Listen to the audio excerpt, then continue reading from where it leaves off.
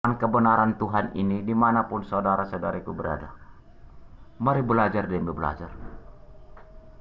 Setiap khotbah firman Tuhan saya buat di channel ini tidak ada kepentingan pribadi saya. Menjadi beban yang harus saya laksanakan tugas-tugas yang Tuhan berikan.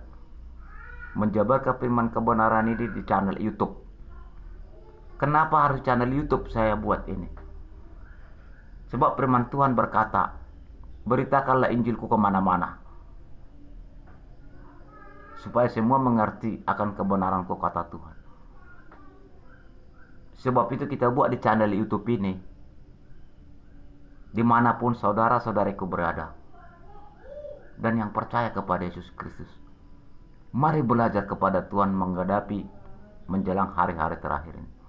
Percaya? Mari belajar berbuat kepada sesama, belajar berbuat kepada Tuhan. Datang menyembah Tuhan, ibadah raya, kebaktian malam. Saudara-saudariku di dalam nama Yesus Kristus, malam ini mari kita pelajari semua firman kebenaran Allah. Marilah kita belajar berbuat kepada Tuhan. Mari menunduk diri. Mari lihat gelombang dunia dan lihat kerajaan Tuhan bekerja.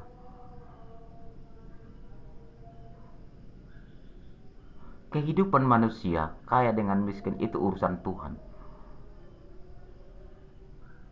Sekalipun kita kesana kesini mencari bagaimana kita kaya, kalau tidak kehendak Tuhan, jungkir balik pun kita nggak ada itu. Capek. Karena Tuhan sudah sesuai dengan kalik manusia yang Tuhan berikan kehidupannya.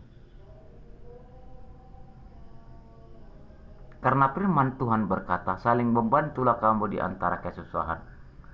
Saling menolonglah kamu, saling mengasihilah kamu. Maka genaplah imanmu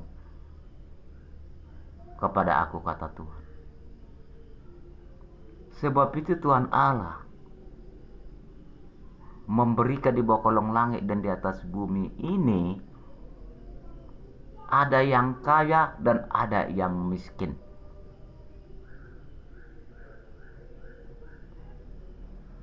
Tubuh manusia ada yang normal dan sempurna di dalam ketubuhan, ada yang cacat dan ada yang buta. Tujuan daripada firman itu supaya saling mengasihi kita di antara sesama, saling menolong. Kalau Tuhan memberikan manusia ini susah semua, mau sama siapa minta tolong? Secara sifat spontanisasi, minta tolong secara spontan. Kalau Tuhan buat semua ini kaya manusia ini, timbullah kecemburuan sosial, timbullah masalah di atas masalah.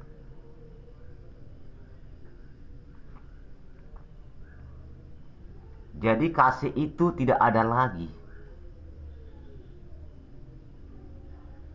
Sebab itu Tuhan memberikan seperti sedemikian. Setiap orang yang percaya kepada Yesus Kristus diajukan ada 3 perihal. Kasih. 1. Pengharapan untuk kekekalan. Iman, kasih, pengharapan, 3 Tuhan kasihkan kepada sesama manusia. Salah satu contoh, saya orang susah. Ada teman saya,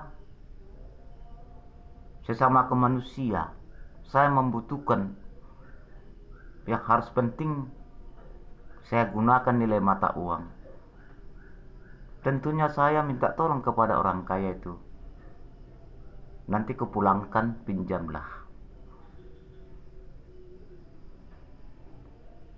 Itulah dikatakan kasih mengasihi, saling menolong.